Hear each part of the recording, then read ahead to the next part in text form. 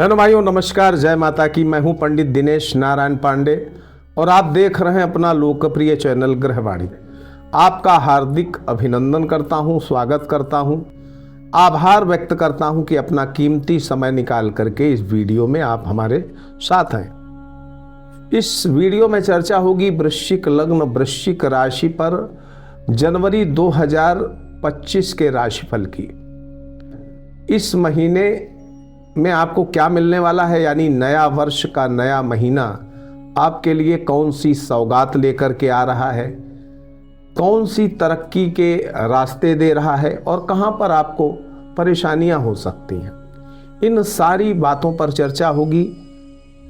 ग्रह गोचरीय व्यवस्थाओं की चर्चा होगी, आपके स्वास्थ्य की, आपके व्यक्तित्व की, आपके परिवार की, आपकी आर्थिक व्यवस्थाओं की, प्रेम संबंधों की, व्यापार की, नौकरी की, इस माह मिलने वाले चैलेंज की और पुरस्कार की। इन सारी विषयों पर विस्तृत रूप से चर्चा होगी।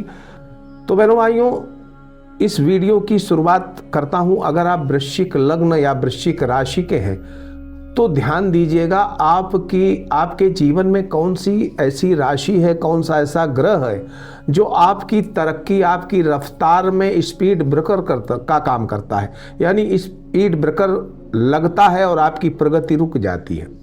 कौन सी राशि का व्यक्ति आपके जीवन में समस्याएं दे सकता है और कौन सी राशि के व्यक्तियों से आपको सतर्क रहने की सदैव जरूरत रहती है। तो आइए इन सब बातों पर चर्चा करूंगा। सबसे पहले बात करता हूं जनवरी 2025 के गोचरीय व्यवस्थाओं की। प्लैनेट्स किस तरह से गोचर कर रहे हैं आपकी लग्न राशि के ऊपर से। तो आपके लग्न पर बुध का गोचर है 1 जनवरी से लेकर के 4 जनवरी के बीच में। 4 जनवरी से 24 जनवरी के बीच में बुध देव आपके द्वितीय भाव में गोचर करेंगे और 24 जनवरी के बाद ये बुध देवता आपके तृतीय भाव में गोचर करेंगे। 14 मई तक सूर्य आपके द्वितीय भाव में गोचर कर रहे हैं और 14 मई के बाद सूर्य आपके तृतीय भाव में गोचर करेंगे। शनि शुक्र आपके चतुर्थ भाव में गोचर कर रहे हैं, यानी शनि देव की ढैया आपकी चल रही थी अभी तक। 29 मार्च से आपकी शनि की ढैया उतर जाएगी। तो शनि और शुक्र की युति आपके चतुर्थ भाव में, और 28 नवंबर के बाद शुक्र अपना स्थान परिवर्तन करके आपके पंचम भाव में जो राहु बैठे हैं उनके साथ इनका युति बना करके गोचर होगा। गुरु आपके सप्तम भाव में गोचर कर रहे हैं। मंगल नवम भाव में गोचर कर रहे हैं। 21 जनवरी से ये आपके अष्टम भाव में गोचर करेंगे। तो ये रही गोचरीय व्यवस्थाएं। अब इनका आपके जीवन पर किस तरीके का इम्पैक्ट पड़ने वाला है, किस तरीके का प्रभाव पड़ने वाला है, तो आइए शुरू करते हैं इस जानकारी को। लग्नेश आपके मंगल बनते हैं, चूंकि वृश्चिक लग्न राशि का अंक होता है 8 और यहां पर स्वामी होते हैं इनके मंगल देवता। अब मंगल देवता का जो आपके नवम भाव में लग्नेश मंगल का गोचर है, भाग्य भाव में लग्नेश मंगल गोचर कर रहे हैं और वहां पर यद्यपि वो नीच के हैं लेकिन रिजल्ट अच्छा देंगे। क्यों? इसलिए अच्छा देंगे क्योंकि यहां पर जो मंगल है वो आपके अंदर भरपूर पॉजिटिव एनर्जी देगा। पॉजिटिव एनर्जी, देखिए, एनर्जी पॉजिटिव हो जाए तो जीवन में हम काफी तरक्की कर सकते हैं। डिप्रेशन से बाहर आकर के खुले आकाश में अपनी उन्नति का मार्ग देख सकते हैं, है ना। तो यहां पर लग्नेश मंगल का नवम भाव में गोचर अच्छा ही रिजल्ट देगा और आपके लग्नेश का जो तत्व है उसी तत्व पे गोचर कर रहे हैं, तो निहायत अच्छे रिजल्ट देंगे। यानी कि आपके ज्ञान और आपके विद्वता में वृद्धि होगी। आपके संपर्क और आपकी मित्रता बड़े बड़े लोगों से हो सकती है, बड़े बड़े विद्वानों से हो सकती है, उच्च अधिकारियों से हो सकती है। उनसे आपके संपर्क बन सकते हैं, कनेक्टिविटी उनसे आपकी बन सकती है। आपका इस माह पराक्रम और तेज दोनों बढ़ेगा। मैंने बताया ना, आपकी ऊर्जा जो है सकारात्मक एंगल पर चल रही है। पॉजिटिव एंगल पर चल रही है, तो जीवन में पॉजिटिविटी आवे और आप डिप्रेशन से बाहर आवे, यही तो होना है। और यही हो रहा है पिछले कुछ महीनों से, आपने अगर महसूस किया हो। अक्टूबर से ही लगभग ऐसी ही स्थिति है। कहीं ना कहीं आप अपने जीवन को एक पॉजिटिव एंगल से देखना चाहते हैं, है ना। आपके आत्मबल में वृद्धि होगी। इस माह आपके इम्यून सिस्टम में मजबूती आएगी, जिससे महीने की शुरुआत के साथ में स्वास्थ्य में निरंतर सुधार होता चला जाएगा। दिसंबर के लास्ट में आपके इम्यून सिस्टम में कमी है, यानी सर्दी जुकाम की समस्या आपको दिसंबर के अंत तक 31 दिसंबर तक हो सकती है। लेकिन जैसे ही 1 जनवरी की शुरुआत होगी, आपका इम्यून सिस्टम मजबूत होने के कारण आप अपने स्वास्थ्य पर निरंतर सुधार देख पाएंगे। इस माह विवाह की संभावनाएं भी बन रही हैं, जो कुछ लोगों का विवाह भी हो सकता है। इस माह आपको हो सकता है कि थोड़ी सी आपका जो चिंतन हो वो अपने लिए हो, यानी स्वार्थ की भावना का विकास भी हो सकता है। आप अपने लिए कुछ करने की सोच सकते हैं।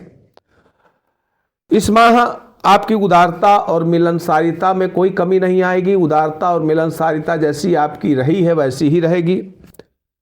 लेकिन अच्छा, सोशल कनेक्टिविटी भी आपकी बहुत अच्छी रहने वाली है। सोशल कनेक्टिविटी में भी कमी नहीं रहेगी। इस महीने के अंतिम सप्ताह में 21 जनवरी के बाद जब मंगल आपके अष्टम भाव में गोचर करेंगे, उस समय आपको चोट चपेट के प्रति बहुत सावधान रहना चाहिए। वाहन प्रयोग में आपको सावधानी रखनी चाहिए। ऊंची छत पर आप ऐसे ही ना खड़े हों, आप वहां पर भी ध्यान रखें। दाम्पत्य जीवन में भी कुछ समस्याएं उस दौरान हो सकती हैं। संतान सुख उत्तम रहेगा। भाई बंधुओं से, मित्रों से और पड़ोसी रिश्तेदारों से आपके संबंधों में अनुकूलता आएगी। तो ये तो रहा इस माह के आपके स्वास्थ्य और व्यक्तित्व पर चर्चा। अब बता दूं बहनों भाइयों, आपकी राशि का बाधक ग्रह कौन सा है और बाधक राशि कौन सी है। तो बाधक ग्रह है आपका चंद्रमा। चंद्रमा आपका बाधक है। और बाधक राशि है आपकी वृषभ। वृषभ आपकी बाधक राशि है।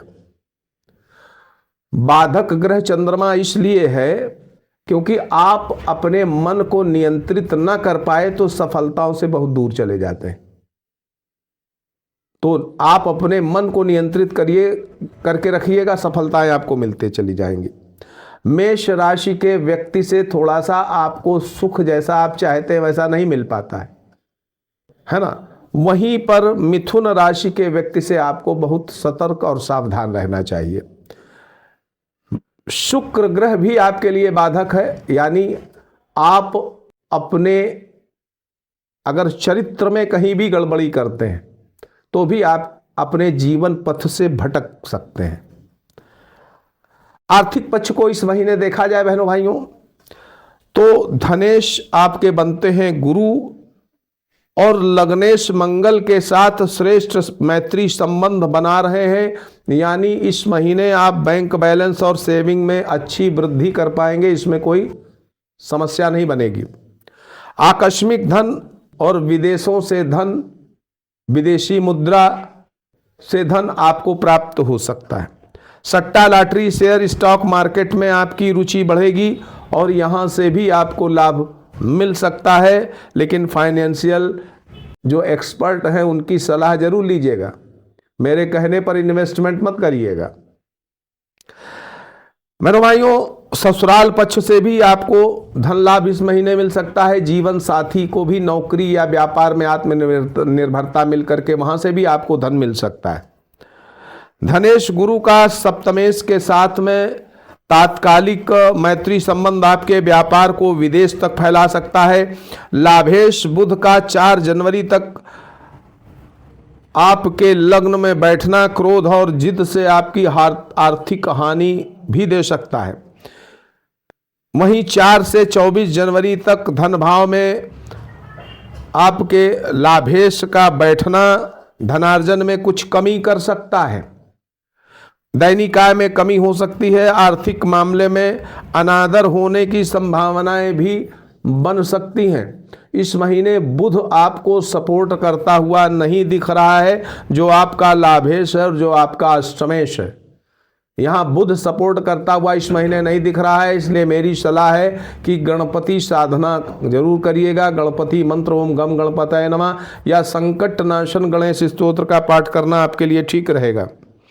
मासांत में आपके बंधु बांधवों से आपको धनार्जन में सहयोग मिलेगा, सहूलियत मिलेगी और आप सोशल मीडिया जैसे प्लेटफॉर्म से धन प्राप्त कर सकते हैं।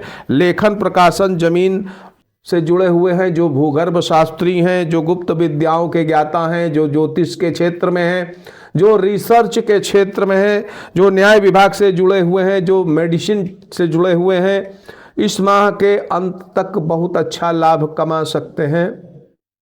इस माह आपका कोई आर्थिक मामला जो राज्य सरकार में विचाराधीन रहा हो तो संभावना है ऐसी है कि वो फाइनल हो जाए और आपको उस आर्थिक पक्ष से लाभ मिल जाए जो आपका मामला राज्य सरकार में विचाराधीन रहा है। नौकरी की स्थितियों को देखें तो आपके नौकरी के स्वामी होते हैं सूर्य देवता और ये आपके 14 जनवरी तक ये द्वितीय भाव में और 14 जनवरी के बाद में ये तृतीय भाव में गोचर करेंगे। 14 जनवरी तक ये द्वितीय भाव में और उसके बाद तृतीय भाव में गोचर करेंगे।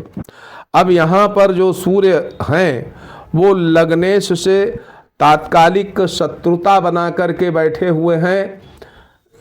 लग्नेश मंगल से भी आपके लग्नेश मंगल से तात्कालिक शत्रुता है और जो स्थिति बन रही है वो ये बन रही है कि नौकरी में सूर्यदेव की 14 तारीख तक स्थिति थोड़ी परेशानियां दे सकती है, परेशानियां आपको मिल सकती हैं। स्वतंत्र व्यापार करने की इच्छा पैदा होने लगेगी। तो लग्नेश के साथ सूर्य की तात्कालिक शत्रुता सहकर्मियों और उच्चाधिकारियों से संबंध खराब कर सकती है, उनसे आपको कुछ परेशानियां संभव हो सकती हैं। 15 तारीख के बाद स्थितियों में काफ़ी सुधार होता दिखेगा, यानी नौकरी में मान सम्मान आपका मेंटेन रहेगा। शिक्षा प्रतियोगिता की दिशा में देखा जाए तो विद्या कला और सृजनात्मकता में आपकी वृद्धि होगी। प्रतियोगी परीक्षाओं में सफलता मिल जाएगी। प्रेम संबंधों के लिए अच्छा समय है, सानिध्य मिलेगा, प्रेम में वृद्धि होगी। विवाह होना भी संभव है, जो प्रेम संबंधों का विवाह करना चाहते हैं उनके लिए भी और जो जिनका विवाह होना है उनका भी ये समय ठीक है विवाह होने के लिए। संतानों की तरक्की आपकी होगी। प्रॉपर्टी से जुड़े विवाद संभव हैं, शत्रु वृद्धि हो सकती है, ऋण भी बढ़ सकता है इस महीने। इन बातों पर थोड़ा सा ध्यान रखने की जरूरत है। भौतिक सुख संसाधनों में कुछ कमी भी संभव है क्योंकि चैलेंज आपका कर्म भाव से है। तो ये सारी चीज़ें आपके सामने एक चैलेंज के रूप में प्रस्तुत हो सकती हैं, लेकिन खुशी की बात यह है कि जहाँ से आपको चैलेंज मिले हैं वहीं से आपको पुरस्कार मिलेंगे। यानी ये सारी जो चिंताएं आपके अंदर व्याप्त हो जाएंगी वो चिंताएं इसी महीने ख़त्म हो जानी है। तो इस महीने की अशुभ तारीखें भी नोट कर लीजिएगा। 4, 5, 7, 13, 15, 23, 27 और 28 ये तारीखें कम अच्छी हैं, इनमें थोड़ा सा सतर्कता जरूरी है। सुखी रहें, समृद्ध रहें, इसी मंगलमयी कामना के साथ मैं पंडित दिनेश नारायण पांडे आपसे विदा लेता हूं। प्रेम से बोलिए जय माता की।